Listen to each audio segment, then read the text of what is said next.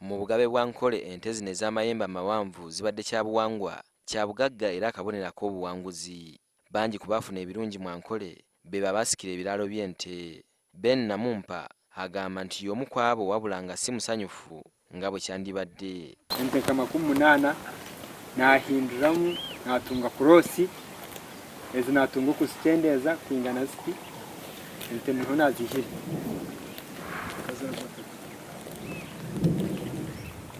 kandi ncwiremu kugira ngu ezi nzigumye kandi zikoreye.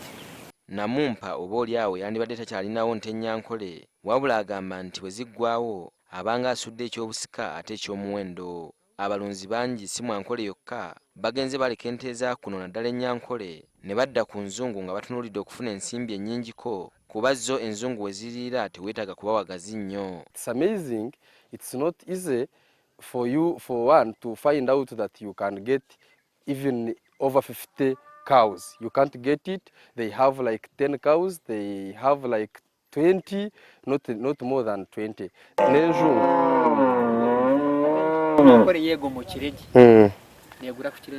Okay. Enkole eriwo kati ne Wannamumpa yeeyolekerayo anti nusu Bulaya zaasinzaawo. Mu myaka egiyise abantu bangi ente baalundanga z'amayembe olw'emigaso gyazo bw'ozigeraageranya n'enzungu. Ng'oggyeko ennyama yazo ewooma ate ng'erimu ekiriisa zivaamu bbongo, omuzigo ne bbata ko n'okusasula omutwalo mu mikolo gy'obufumbo. Abe Ankole okukendera ku ente ze bayita ezaabwe bakitadde ku gavumenti olw'okutiitibya enzungu. We fear that maybe in the next 10 years to come, we shall be having no history. We shall be having nowhere to teach our kids. Wabula ng'enswa bw'ekyusizza amatabo n'abalunzi bakyusizza envubo era nga ne Namumpa bw'ali eyasulanga mu nju ey'ekisuuwa kati ataddewo gy'agamba nti teyalinda kugizimba ku bugenyi.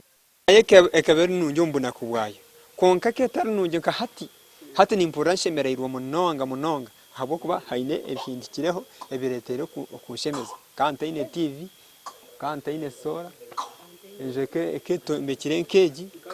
Agamba nti ne mu byenfuna agenda mu maaso nga takyemalira ku kyakuba mulunzi kyokka wabula ng'akola ne bizinensi. Okukendera n'okusaanawo kw'ente Ennyankole abaayo bagamba nti kandi bakagenderere ng'omukadde akogga.